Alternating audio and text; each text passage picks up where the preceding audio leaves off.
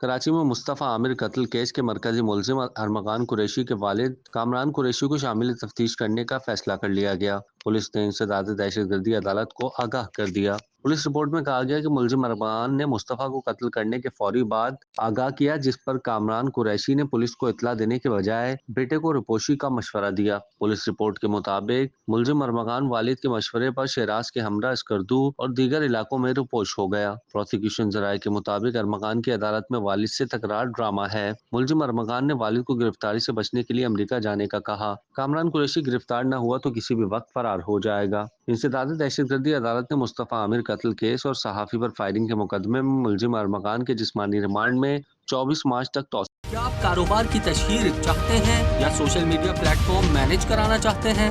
तो देर कैसी, अभी राब्ता करें ओनली न्यूज की टीम से। हमारा कॉन्टेक्ट नंबर आपकी स्क्रीन पर है।